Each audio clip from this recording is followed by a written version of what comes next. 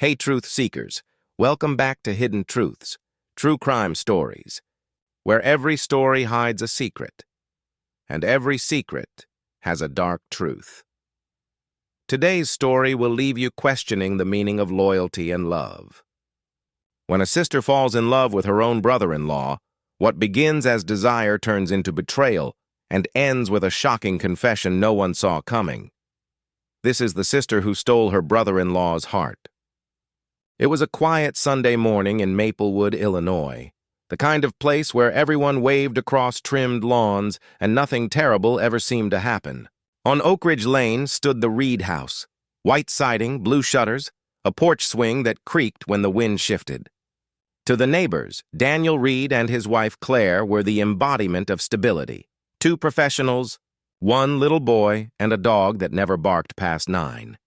Daniel was a defense attorney downtown, sharp-jawed and perfectly polite, the man who shoveled snow from the neighbor's driveway without being asked. Claire taught art at the elementary school. Her students adored her because she smelled like paint and always believed their drawings meant something. Together they looked unshakable, the smiling Christmas card couple, but photographs never tell you what happens after the flash. Claire had been sick lately. Nothing serious, she told everyone, just fatigue, maybe stress. Her friends noticed the weight loss, the pale hands. Daniel noticed too, but said little. He was always on a case, always late. And when he finally came home, his briefcase felt heavier than usual, like he was carrying more than paperwork. That spring, Claire's younger sister, Emily Hale, arrived. 24, recently heartbroken and trying to restart her life. Claire insisted she stay for a few weeks until she found an apartment. Emily brought laughter back into the house, music in the kitchen, stories from college, the scent of her coconut shampoo trailing through the hall. Daniel smiled for the first time in months. At first, Claire was relieved. The house felt less empty, and Emily helped with her son's bedtime stories. But the rhythm shifted quietly. Daniel and Emily cooked together when Claire was too tired. They shared playlists, inside jokes, small glances across the dinner table that lasted a second too long. Claire noticed, of course, the way people notice when a picture frame has tilted even slightly. One night she woke at 2 a.m. to an empty bed. The house hummed with silence.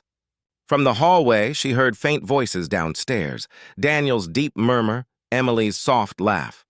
She told herself not to eavesdrop, that she was being paranoid. Still, her pulse thudded. She pressed her ear against the wall, but the voices stopped. When Daniel returned to bed, he smelled faintly of wine and rain. The next morning, sunlight cut through the kitchen blinds. Daniel read the newspaper. Emily poured coffee. Everything appeared normal, too normal. Claire forced a smile and reminded herself that family meant trust. Yet when Emily left for the store, Claire noticed something on the counter. A small orange prescription bottle with her own name on it, half empty. She hadn't taken a pill in days, and beside it, tucked beneath a recipe card, was a folded piece of stationery. The handwriting wasn't hers. She unfolded it slowly. I can't stop thinking about you. I know it's wrong, but it feels like the only honest thing left in my life. No signature, just those words, trembling on the page like a confession. Her breath caught. Was it Daniel's writing? Emily's? Someone else's? Claire slipped the note into her pocket before either of them returned. Her hands shook as she washed the coffee cups, smiling when Daniel kissed her cheek goodbye. The moment the door shut, her eyes burned. For the first time, the perfect house felt like a stranger's home. Outside, the neighborhood lawn sprinklers whispered in unison, innocent and rhythmic. Claire stood at the window, staring at Daniel's car disappearing down the street. In her palm, the folded note felt heavier than truth. She didn't yet know that what she'd found was only the beginning, that every secret in Maplewood had a heartbeat, and hers had just started to race. For days, the letter stayed hidden inside Claire's dresser drawer, beneath her scarves, next to the wedding ring she sometimes slipped off when Daniel wasn't home. She told herself it was nothing, a misunderstanding, a misplaced note. But every time Daniel smiled or Emily laughed, the words "I can't stop thinking about you" replayed like a whisper in her mind. The Reed's house had always felt warm. Candlelight dinners, soft jazz, the smell of vanilla from Claire's art studio. But now every sound felt sharper, every silence heavier. She noticed the smallest things. Daniel's cologne on Emily's sweater, the way they looked at each other during breakfast, the pauses between sentences. One evening, Claire came home early from the doctor's appointment she hadn't told them about. From the front door, she heard laughter, Daniel and Emily's voices blending in the kitchen. She hesitated, her fingers tightening around her keys. Inside, Daniel stood at the counter, stirring a pot of pasta sauce, while Emily leaned beside him, holding a glass of wine. They looked comfortable, too comfortable. Emily was barefoot, her hair tied in a loose bun, wearing one of Claire's old aprons. "Oh, hey!" Emily smiled brightly when she noticed Claire. "We were just making dinner. You okay?" "Fine," Claire said softly, forcing a smile. "Smells good." Daniel turned, his expression unreadable. "You should sit down, you look tired." She did. But the table, once hers, now felt foreign, a set piece in someone else's life. They talked about movies, neighbors, small-town gossip. Claire nodded at all the right moments, though she barely heard them. When Daniel reached for the wine, his hand brushed Emily's. Neither pulled away. Later that night, Claire stood in the hallway, staring at the faint reflection of their laughter through the kitchen's glass door. The light flickered across the floor, and for a moment, she didn't recognize her own home. She began to avoid them. Long walks, extra hours at school, volunteering for weekend art fairs. When she was home, she painted obsessively, dark, abstract shapes that made no sense but felt like truth spilling out of her. Daniel complimented her new creative phase. Emily said nothing, but something else changed. Daniel had started dressing differently. Softer shirts, no tie. He laughed more, shaved less, carried his phone like it held a secret. At night, Claire felt the distance in the bed, a canyon between two bodies pretending to sleep side by side. One Friday evening, Claire's friend Laura stopped by unexpectedly. They'd been close since college. Laura's sharp eyes scanned the house and whispered, "You okay?" "You look different," Claire smiled faintly. "Just tired." Laura lowered her voice. "Then maybe you should tell your husband to stop spending so much time with your sister." Claire froze. "What do you mean?" Laura hesitated. "I saw them last night. At Mason's Grill. Looked close. Didn't want to jump to conclusions?" The sound of Laura's words echoed long after she left. Claire went to the window, watching Daniel's car pull into the driveway, Emily laughing in the passenger seat. That night, Daniel claimed they'd run errands. Claire didn't argue. She only watched as he slipped into bed, his phone lighting up once, twice, with unread messages. At 2:17 a.m., she woke again to the emptiness beside her. Down the hall, faint light glowed beneath Emily's door. A whisper of voices, Daniel's deep murmur, Emily's soft response, floated through the crack. Claire pressed her hand against her chest. The house felt colder than she remembered, and when she finally turned away, something inside her knew the truth she didn't dare speak. She was no longer the wife in her own story. The next morning, Daniel kissed her forehead before work, and Claire smelled Emily's perfume on his collar. The morning after the perfume incident, Claire sat at the kitchen table staring into her untouched coffee. The aroma was strong, bitter, exactly how Daniel liked it. Emily hummed softly near the sink, scrolling through her phone, the light catching the golden strands of her hair. To anyone else, it would have seemed like a peaceful morning. But peace, Claire realized, was just a word people used before the storm arrived. She tried to act normal. She smiled when Emily spoke, nodded when Daniel kissed her cheek before work, and told herself she was imagining everything. But the human heart knows when it's being replaced. It beats differently. Heavier, slower, jealous. That afternoon, Claire drove aimlessly through Maplewood's quiet streets. The houses looked perfect, almost staged, neat gardens, waving flags, nothing out of place. If only love could be trimmed and kept as neatly, she thought. Her car rolled to a stop near the park where she and Daniel had once spent summer evenings. Back then, he would hold her hand like it meant something sacred. Now, when he touched her, it felt like a habit he was trying to quit. She wanted to talk to him, to confess that she'd found the letter, that she knew something was wrong. But every time she tried, her courage dissolved into silence. The fear of hearing the truth was worse than the lie she lived in. That night, she waited until Daniel came home. He looked exhausted, distracted. She watched him pour a drink, loosen his tie, and stare at the muted TV screen. "Daniel," she said quietly, "can we talk?" He looked up, smiling faintly. "Of course. What's wrong?" Claire hesitated.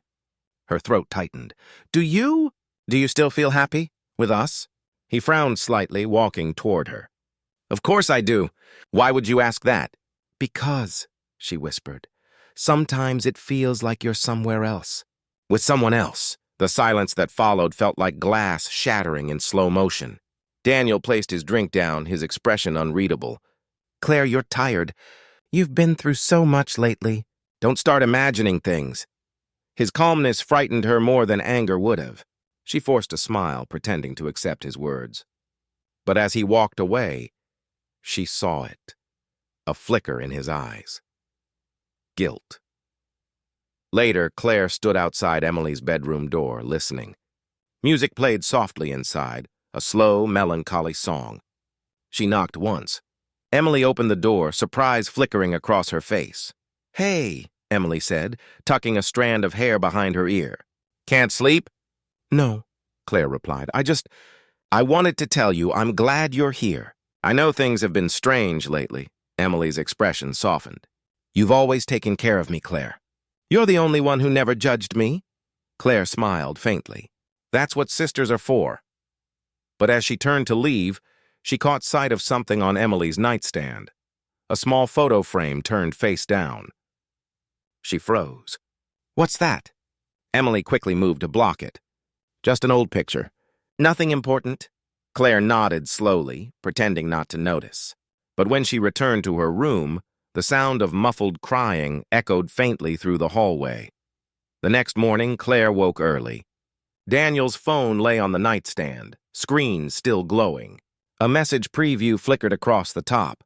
"Emily, I can't do this anymore." "We have to tell her." Claire's heart stopped.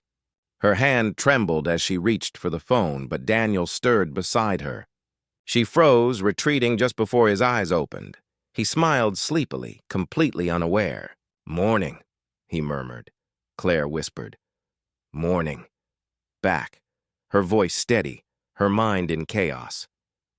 Outside, the sky was gray and heavy with rain. Somewhere inside that silence, a truth was ready to break. That evening, Daniel texted Emily again and left the house for work. Claire followed him. Rain began to fall just as Claire's car rolled past the edge of town. The wipers swayed rhythmically, struggling to keep up with the downpour. Daniel's black sedan was 3 cars ahead, its taillights glowing red through the mist. She kept her headlights low, her breath shallow, her heart loud enough to drown out the rain. He turned off the main road, not toward his office, but toward Willow Creek Park. At this hour, the park was deserted, shadows bending beneath streetlights. Claire's pulse raced. She pulled into a side street, killed the engine, and watched. Daniel's car stopped near the old gazebo. Moments later, Emily stepped out from a silver compact, her coat pulled tight against the rain. Claire's fingers tightened on the steering wheel. Her vision blurred, not from the storm, but from tears she didn't even feel fall. They stood facing each other beneath the flickering park lamp. Daniel spoke first, his gestures sharp, frustrated. Emily shook her head, stepping closer. Even from a distance, Claire could read the pain in their movements, the desperation of people who wanted something they weren't allowed to want. Then it happened. Emily reached up, touched his face, and Daniel didn't pull away. He leaned in, hesitant at first, and then kissed her. A long, shattering kiss that made the night seem to stop. Claire's world tilted. The sound of the rain against her windshield became deafening. For a moment, she couldn't breathe. Every second stretched, cruel and slow. The man she loved, the sister she trusted, both vanishing in one blurred motion under the gray sky. She wanted to scream, to burst from the car and end it all right there. But she didn't move. She watched, frozen in disbelief, as Daniel held Emily like he once held her, tender, protective, guilty. Lightning flashed across the sky, illuminating the gazebo like a stage. In that brief flash, Claire saw them clearly. Daniel's hand brushing Emily's hair from her face, Emily's lips trembling as if she'd just confessed something unbearable, and then, as if the heavens themselves wanted it witnessed, a bright glare cut across the park. A car slowed nearby. Someone inside rolled down their window. The flash of a phone camera, quick, almost invisible, lit the darkness for a split second. Daniel and Emily didn't notice. They were too lost in each other. But the witness did. The car paused, then drove away into the rain. Claire ducked low in her seat, heart hammering. Who was that? She thought. Did they see me too? She couldn't stay. Her hands trembled as she started the car. She drove off before they saw her, headlights off until she was blocks away. Back home, she stripped off her wet clothes, shaking uncontrollably. The house was silent, too silent. Daniel wouldn't return for another hour, maybe more. She walked to her art studio, the place that once gave her peace, and stared at her latest painting. A faceless couple standing beneath a storm. Without thinking, she smeared the colors until they bled into each other, red and gray and black. When Daniel came home, his hair damp, his eyes tired, she said nothing. He kissed her forehead as if everything was still normal. Claire forced a smile, though her heart was screaming. That night she couldn't sleep. Every sound made her flinch, the clock ticking, the rain dripping, Daniel breathing beside her. Her mind replayed the kiss again and again like a curse she couldn't silence. But by morning, something strange happened. The fear hardened into resolve. She needed proof, something that would make him confess. As Claire walked to her car to leave for work, she found an unmarked envelope tucked under her windshield wiper. Inside was a single photograph, Daniel and Emily in the rain. The morning light was pale and colorless. The kind of light that made everything feel colder. Claire stood by her car, rain still glistening on the hood, staring at the photograph in her trembling hand. Daniel and Emily, arms around each other, kissing beneath the same storm she had watched through her windshield. Her vision blurred. She didn't know what hurt more, the betrayal itself or the proof of it in her palm. Someone else had seen them. Someone had taken this photo and wanted her to know. She looked around. The street was empty, just the quiet hum of suburban life. A jogger passed, a mail truck rumbled by. No one suspicious. But the envelope, plain, unmarked, felt like a message, a warning, or maybe an invitation to uncover everything. Inside the house, Daniel sat at the breakfast table, scrolling through his phone. Emily was upstairs, shower running faintly. Claire slipped the photo into her purse, forcing her expression to stay calm. "Sleep okay?" Daniel asked, his tone casual. She nodded. "Fine. Good," he said, sipping his coffee. "Long day ahead." His voice, the same voice that had once made her feel safe, now made her skin crawl. He kissed her cheek before leaving, and she smelled the same perfume again. Emily's perfume. When the door closed, she sat in silence, listening to the shower stop upstairs. Emily came down moments later, towel in her hair, smiling as if nothing in the world was wrong. "You heading to work?" she asked. "Soon," Claire replied. "But I need to find something first." She walked to her dresser, opened the drawer, and froze. The letter, the one she had hidden beneath her scarves, it was gone. Her pulse quickened. She rummaged through every drawer, the closet, the art studio. Nothing. Emily lingered in the doorway, arms crossed. "Lose something?" Claire looked up, trying to mask her panic. "Just paperwork," Emily smiled faintly. "You should be more careful. Things disappear around here." The words felt deliberate, sharp. Claire's hands trembled as she clutched the edge of the dresser. Emily turned and walked away, humming softly. For the rest of the day, Claire's mind raced. Who took the letter? Emily, Daniel, or whoever had left that photo. By evening, she couldn't take it anymore. She left the house, driving aimlessly until she found herself in front of the church where she and Daniel had been married 12 years ago. The church was quiet, doors locked. But something caught her eye near the entrance. A white envelope, damp from the rain, wedged under the heavy door. Her name was written across it. Mrs. Reed! Her hands shook as she tore it open. Inside was her missing letter, the same one she'd hidden at home, and beneath it, a note scrawled in unfamiliar handwriting. He lies to both of you. Claire's breath hitched. The world seemed to tilt again. Someone was watching them. Someone who knew everything. She drove home on instinct, headlights cutting through the fog. When she arrived, Daniel's car was already in the driveway. She could see him through the living room window, laughing, glass of wine in hand, Emily sitting across from him on the couch. Her fingers tightened around the envelope. She didn't storm inside, not yet. The truth was close, but so was danger. She could feel it. Inside that perfect little house, two liars were celebrating something she didn't understand, and outside, Claire realized she wasn't the only one keeping watch anymore. As she stepped toward the porch, her phone buzzed with a new text, an unknown number. Don't confront him tonight. He's not who you think he is. The message on Claire's phone glowed in the dark car like a warning flare. Don't confront him tonight. He's not who you think he is. Her fingers tightened around the screen. Rain tapped against the windshield, each drop louder than her heartbeat.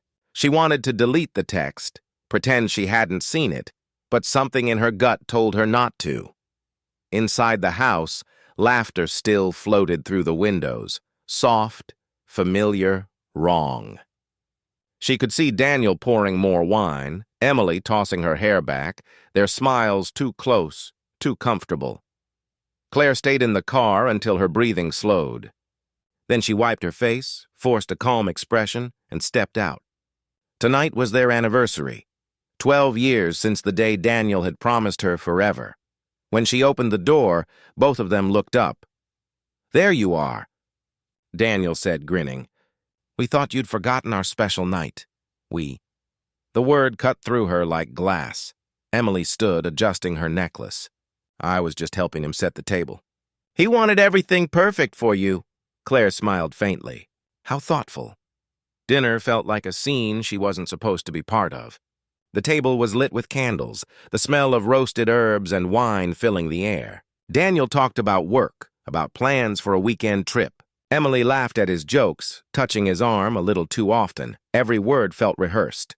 Every glance between them, a secret conversation. But Claire played her role.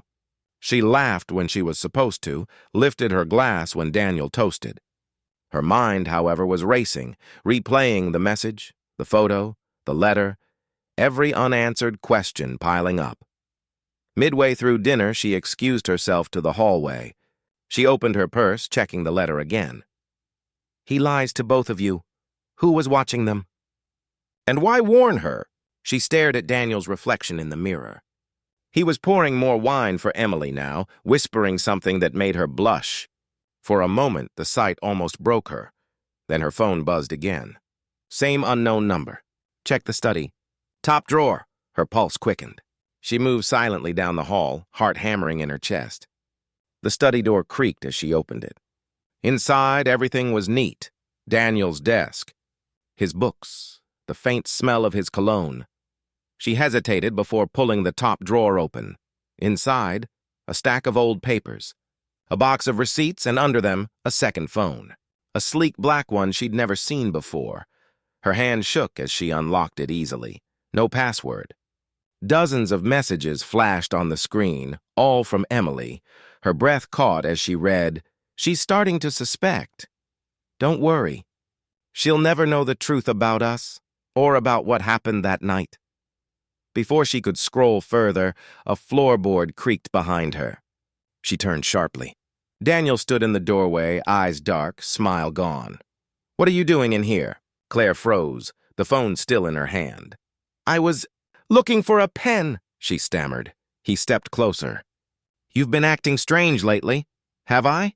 she whispered, hiding the phone behind her. Daniel's voice softened, too soft. Let's not ruin tonight, okay? It's our anniversary. He kissed her forehead and walked away, but the look he gave her wasn't love. It was warning. When Claire returned to the dining room, Emily was gone. Only one wine glass remained on the table, half full, lipstick smudged. "Where's Emily?" Claire asked. Daniel smiled faintly. "She said she wasn't feeling well. I told her to go home." Claire looked at the clock. It was past midnight. The candles had burned low. Something felt off, heavier than before. Later that night, as she lay in bed staring at the ceiling, a thought struck her cold. She hadn't heard Emily's car leave. She went to the window. The driveway was empty, but in the distance, beyond the trees, a faint light flickered near the lake, and there, in the rain, was Daniel, standing alone, his white shirt glowing under the lightning flash. When he turned toward the house, Claire saw it clearly, streaks of blood on his sleeve. Rain hammered the glass as Claire stood frozen at the window.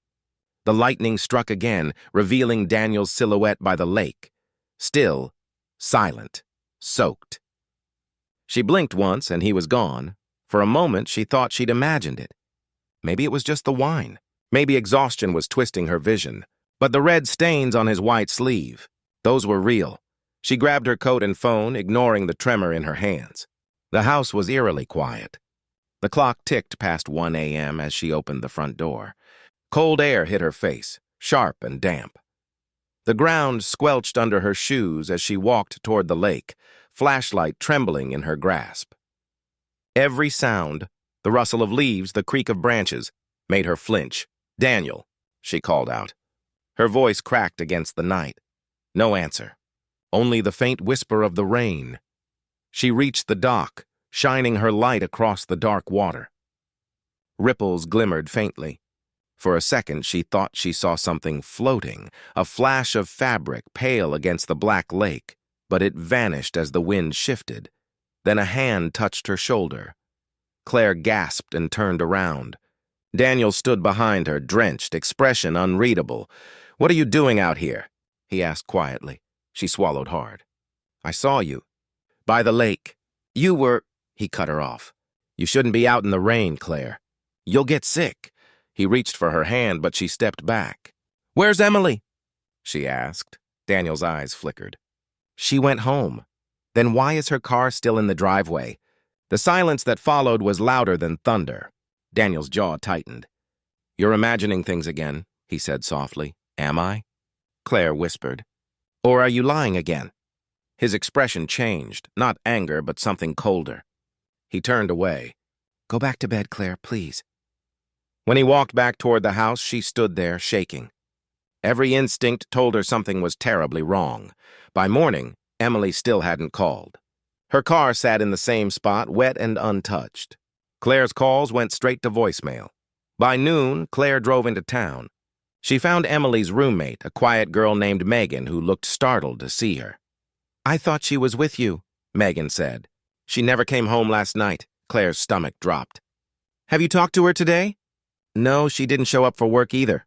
Megan hesitated. "She mentioned—" "She was going to tell you something. Said she couldn't keep it in anymore." Claire's mind reeled. "Tell her what? That she and Daniel were having an affair? That she wanted to end it? Or something darker?" She left Megan's apartment and drove straight to the police station. The officer at the desk listened carefully, taking notes. "So you're saying your sister hasn't been seen since last night?" "Yes," Claire said, voice trembling. "And my husband, he was acting strange. I think he knows something." The officer nodded slowly. "We'll file a missing person report." But it hasn't been 24 hours yet. "Maybe she just needed space." Claire wanted to scream. Space? Emily's car was still at her house. Her phone was off. Her husband had blood on his sleeve. When she returned home, Daniel was in the kitchen, making coffee like nothing had happened. "Police stopped by earlier," he said casually, not looking up. "They told me you're worried." Claire's chest tightened. "You talked to them?" "Of course," he said with a faint smile. "They won't find anything." She stared at him, searching his face for any hint of guilt. But he was unreadable, calm, collected. almost amused. That night, as the police began their quiet search around the neighborhood, Claire sat by the window again. The rain had stopped. The lake was still. Then, just after midnight, she saw something glinting near the dock. She went outside, heart pounding. The moonlight revealed a small silver charm half buried in the mud. She picked it up, her fingers trembling. It was Emily's bracelet, the one Daniel had given her last Christmas, and attached to the clasp was something even worse, a small, dried streak of blood. Claire's eyes filled with horror. The charm wasn't just dropped, it was ripped off. And beneath it, she noticed faint drag marks leading straight toward the water. The silver charm glinted in Claire's trembling hand, smeared with a thin crust of dried blood. The drag marks faded near the water's edge, swallowed by the ripples. For a long moment, she just stared, frozen between grief and disbelief. Her sister's bracelet. Here, at their lake. She stumbled back toward the house, rain-soaked and breathless. Inside, Daniel was sitting at the kitchen counter, reading the paper like it was any other morning. She slammed the bracelet onto the table. "Explain this." He looked down, eyes darkening. "Where did you find it?" "You tell me." Daniel's silence said more than words ever could. He reached for the bracelet slowly, turning it over in his palm. "It's just a piece of jewelry, Claire. Maybe she dropped it last night." "Then why is there blood on it?" she whispered. He didn't answer. Instead, he stood up, walked to the sink, and rinsed the charm under the tap. The red streaks swirled away like nothing had ever been there. When he finally spoke, his voice was low, steady. "You don't want to make this worse, Claire. Think about how it'll look. Your sister missing, and you accusing your husband without proof." Her throat tightened. "You're hiding something." "I'm protecting us," he said, stepping closer. "Do you have any idea what people will say? What the police will do if they think I had anything to do with her disappearance?" She stared at him, heart hammering. "Then tell me what really happened." Daniel hesitated, then let out a shaky breath. "She came to talk last night. She was upset. She said she wanted to tell you about us. I told her not to. I wanted to end it clean. But she ran toward the lake, slipped, hit her head. I tried to help her, but—" He stopped. "She was gone before I could do anything." Claire's body went numb. "You're lying." "I wish I was," he said softly. "I panicked. I thought you'd never forgive me. I hid her body in the boathouse until I could think." Her voice came out as a whisper. "You what?" Daniel grabbed her shoulders, eyes wild. "Claire, listen to me. It was an accident. If you tell the police, they'll destroy both of us. I'll go to prison. You'll lose everything. The house, the business, our life." Tears burned down her cheeks. "You cheated on me with my sister and now you want me to protect you?" He pressed his forehead against hers. "I want you to save yourself. You're innocent in all this. Let me carry it. Please." For a long time, she didn't move. The truth was a knife twisting in her chest, but the fear of losing everything cut deeper. By the time the police returned that afternoon, Claire's decision was made. Detective Harris stood in the doorway. "Mrs. Moore, we've searched the lake perimeter. Nothing so far.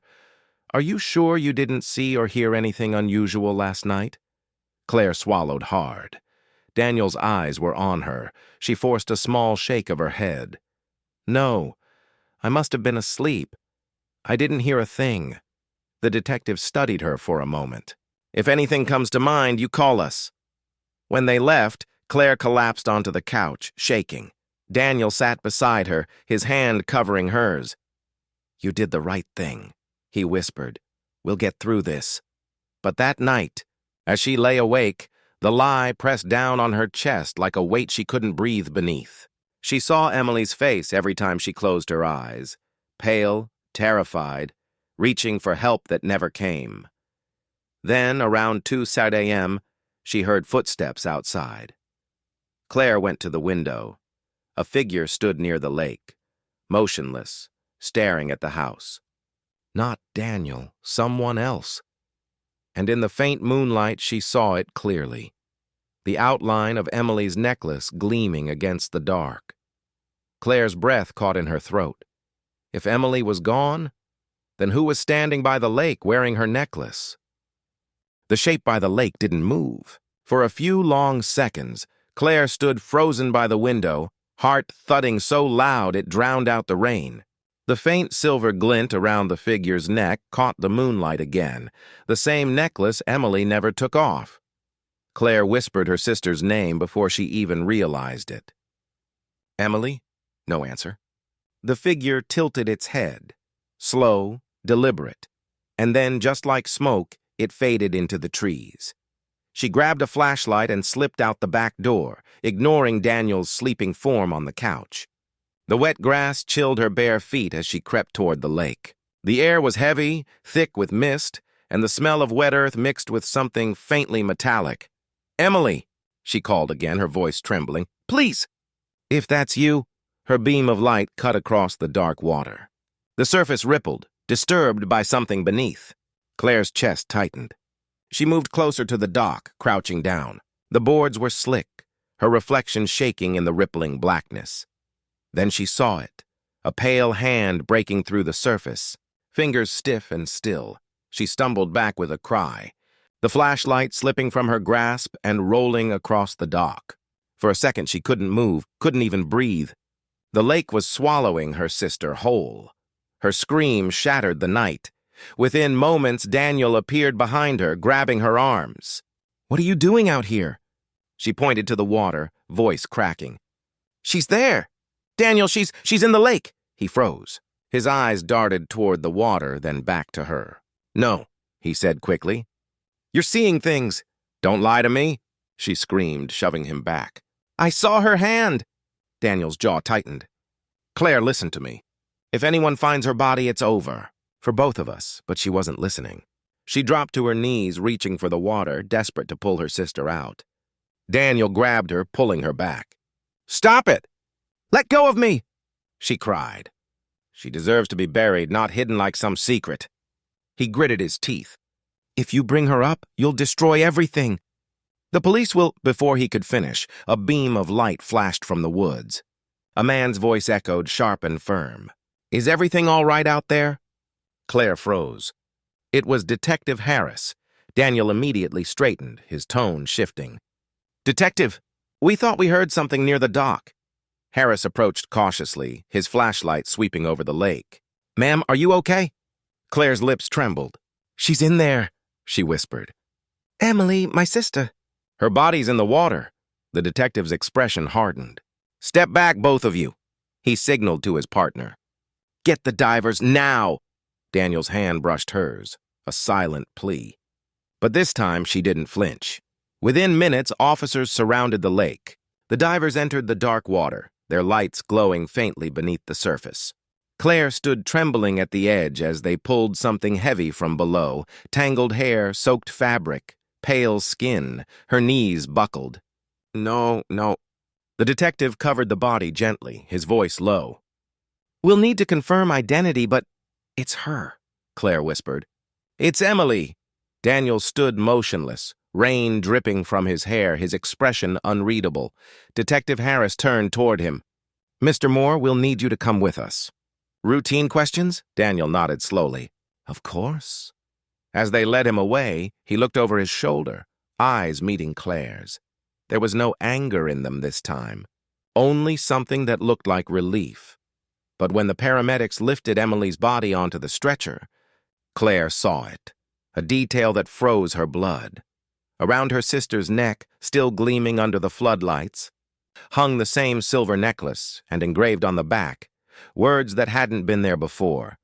"Tell her the truth." Claire stared as the gurney rolled past. Emily's lifeless lips seemed to curve, almost like a smile.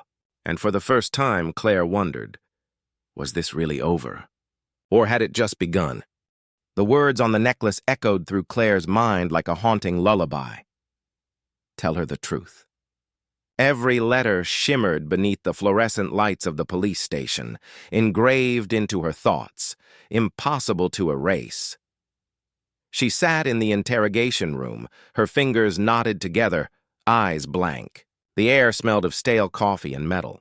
Across the glass, she could see Daniel in another room, speaking calmly to Detective Harris. He looked composed, controlled, almost practiced. When Harris finally entered her room, his tone was gentle but probing. "Mrs. Moore, I'm sorry for your loss. We just have a few more questions." Claire nodded, numb. "Can you think of any reason your husband might have wanted to harm your sister?" She hesitated. The lie she'd told earlier, about knowing nothing, pressed against her chest like a stone. "No," she whispered. "They were close, but—" "She was family." Harris studied her carefully. "You told me last night you hadn't seen anything unusual. Yet we found signs of a struggle near the lake. Footprints, blood patterns that don't match an accidental fall." Her breath caught. "What are you saying?" "That this wasn't an accident," he said quietly. "And I think you already know that." Claire's throat burned. "If you think Daniel—" "We're not accusing anyone yet," Harris interrupted. "But we did find something else." He slid a small evidence bag across the table. Inside was a waterlogged phone. "It was hidden in a box inside your husband's office." Claire's pulse quickened. "Emily's?" Harris nodded. "There are messages between them, intimate ones. But there's also a video. It's encrypted. We're working on unlocking it." She closed her eyes. Even in death, Emily still had one last secret to reveal. When the questioning ended, Claire walked out into the gray morning light. Daniel was waiting by the car, released but tense. His smile was thin, his voice low. "They can't prove anything." Her hands shook as she spoke. "You lied to me. You said she slipped. You said it was an accident." Daniel's expression darkened. "And you lied too. You told them nothing. That makes us both guilty." She turned away, tears threatening to spill. "You killed her, didn't you?" He took a step closer. "You think I'd risk everything for her? You think I'd kill her?" He paused, eyes narrowing. "Maybe you did." The words hit her like a slap. "What did you say?" He leaned in. "You were jealous." Everyone could see it. How she drew me in, how you watched. Maybe you followed her that night. Maybe you wanted to scare her and things got out of hand. Claire's voice trembled. "You're trying to make me doubt myself." Daniel smiled faintly. "I don't have to." That night, the house felt different. Colder, emptier, like Emily's ghost had seeped into the walls. Claire wandered through the rooms, every creak sounding like footsteps, every reflection shifting like a memory. In the study, she opened the drawer again, the one where she'd found Daniel's secret phone. But this time, something else was inside. A folded note she swore hadn't been there before. Her name was written on it in Emily's handwriting. She unfolded it slowly. "If you're reading this, it means he finally did it. But don't believe everything you see. The truth isn't in the lake, it's in the tape." Claire's stomach turned cold. "The tape?" She ran to the living room, searching the drawers, the cabinets. In the old stereo system, behind a stack of CDs, she found it. A small, unlabeled cassette tape. Her hands trembled as she slid it into the player. The tape clicked, whirred, then played static, followed by a familiar voice. "Daniels. Don't worry, Emily," his voice said softly on the recording. "She'll never find out what you and I did. Not until it's too late." Claire covered her mouth, shaking. But just before the tape ended, another voice broke through. Faint, frightened Emily's. She already knows. "Daniel." The tape clicked off, leaving the house in silence. Claire stared at the stereo, heart pounding. If Emily recorded that before she died, it meant she'd seen her killer's face, and it wasn't who Claire thought. The courtroom was colder than Claire imagined. Maybe it was the marble, maybe the eyes, hundreds of them, fixed on her, on Daniel, on the story that had torn their world apart, the story that had once been a marriage. The tape had changed everything. Detective Harris's team had extracted the recording, verified its authenticity, and played it before the court. Daniel's voice, calm, confident, unmistakable, admitting to secrets with Emily. Emily's frightened whisper closing it. It was all there, echoing through the hall of justice, yet Daniel sat at the defense table, his posture unwavering. His lawyer, a sharp man with a practiced smirk, leaned forward as if he'd already seen the end of this play. Claire sat on the witness stand, hands folded in her lap, the tape still ringing in her mind. "Mrs. Moore," the defense attorney began, "you claim you discovered the recording after your sister's death, correct?" "Yes," Claire said quietly. "And you found it inside your own house, a house your husband also had access to?" "Yes," he nodded. "So there's no proof this wasn't planted." "No evidence you didn't record or alter it yourself?" The words cut deep. Claire's pulse raced. "I didn't alter anything. I found it exactly as it was. But you admit you had motive," he continued. "Jealousy, betrayal, a sister's affair with her husband. Pain can make people do terrible things." "Objection," Harris barked from the prosecutor's bench. "Speculation. Sustained," the judge said, but the damage was done. The murmurs began. Faces turned. Claire felt the air tighten. Every truth she'd spoken was being twisted. When Daniel finally took the stand, he looked straight at her. Not at the judge, not at the jury, just her. "I didn't kill Emily," he said firmly. "She came to the lake that night because she wanted to tell Claire the truth about us. But she slipped. I tried to save her." "I swear," his voice trembled just enough to sound human, just enough to sound believable. The prosecutor pressed play on another portion of the tape. Daniel's whisper. "Don't worry, Emily. She'll never find out what you and I did." Daniel didn't flinch. "That's not about murder," he said evenly. "It's about an affair. About guilt. About mistakes." A low hum of uncertainty rippled through the room. The judge called for recess, and Claire sat frozen, replaying every moment. The kiss in the rain, the night of the anniversary, the missing letter. All of it felt like fragments of a puzzle designed to confuse her. When the court reconvened hours later, the tension was suffocating. The jury filed back in, faces unreadable. Claire's breath hitched as the foreman stood. "In the case of the state versus Daniel Moore," he read, "we find the defendant..." A pause. "Not guilty." The world stopped. Claire heard nothing. Not the gasps, not the murmurs, not even Daniel's slow exhale of relief. Only silence, ringing like a scream in her chest. Daniel turned to her as officers removed his cuffs. His smile was faint, not of victory, but of warning. He leaned in as he passed her bench, whispering, "I told you, Claire. You can't bury what isn't dead." Her vision blurred. Harris's voice reached her faintly, saying something about appealing, about new evidence they might still uncover. But Claire wasn't listening, because as Daniel walked out of the courtroom, she saw someone waiting in the hallway, a woman, pale, still, but alive. Emily. Claire blinked. No, it couldn't be. The face was the same, the eyes unmistakable. Emily's twin? A ghost? A hallucination? But when the woman's lips curved into a knowing half-smile and she whispered, "Told you the truth was never buried." Claire's world tilted. She gasped, clutching the edge of the bench. The verdict, the lies, the death, everything she'd believed began to unravel. The truth wasn't over. It was only beginning. Outside the courtroom, the mysterious woman turned away, disappearing into the crowd. Claire stumbled after her, heart pounding, because if Emily was alive, then who was buried beneath the water? The courthouse hallway was a blur of bodies and noise, yet Claire could only see her. The woman's hair, that same golden brown streaked with autumn sunlight. The familiar tilt of her chin. Emily. Emily? Claire's voice trembled, the name barely a whisper. The woman paused, but didn't turn back. She slipped into the crowd like smoke, her figure vanishing between reporters and officers. Claire stumbled forward, shoving through people, heart racing. When she reached the exit, the street outside was empty. Just rain, glistening sidewalks, and the faint echo of sirens. Detective Harris caught up moments later, out of breath. "Claire, what happened?" I saw her, Claire gasped. Emily, she's alive, Harris frowned.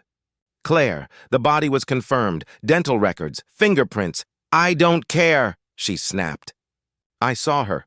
The detective hesitated, studying her trembling hands. Then, without another word, he followed as she stormed down the wet steps into the street. Maplewood had always been a quiet town, but tonight it felt haunted, the mist curling through the streetlights, the church bells echoing like a warning. Claire's mind replayed every memory, every clue, every lie. If Emily was alive, then who was in that grave? That night, Claire drove to the old lake house where it all began. The rain hadn't stopped. Her headlights carved through the darkness, cutting across the empty pier.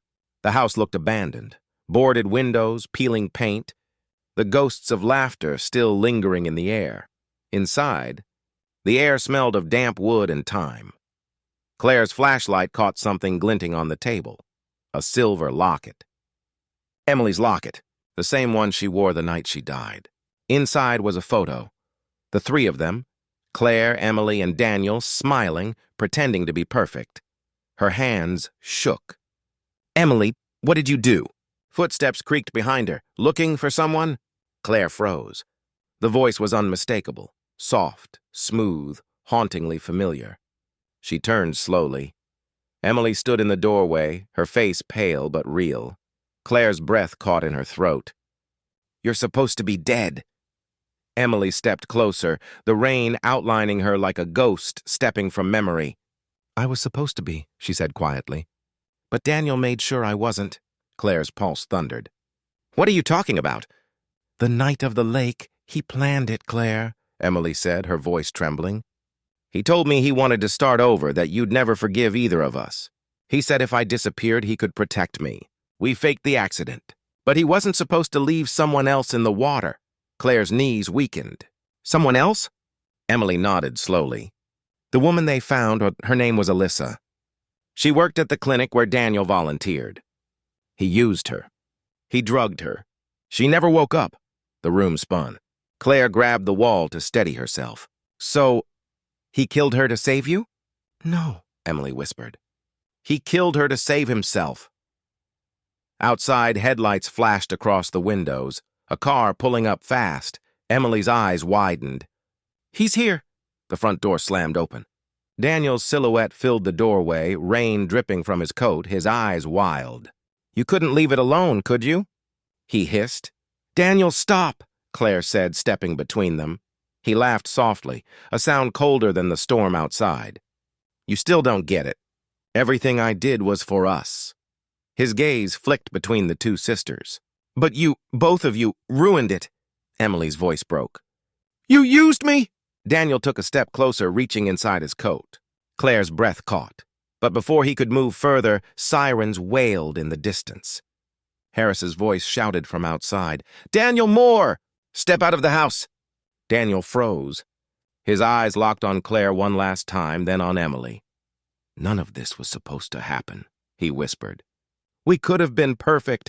Then, a single, sharp sound. The gunshot shattered the silence. Claire screamed. Daniel fell, the gun slipping from his hand, blood blooming across his chest like a red confession. Emily dropped to her knees beside him, tears mixing with rain. It's over, Harris said, stepping inside. But Claire couldn't move, couldn't breathe. Because as Daniel's final breath escaped, he looked at her and whispered, You were never supposed to find her. Hours later, the house was swarming with police. Emily sat wrapped in a blanket, staring at the water.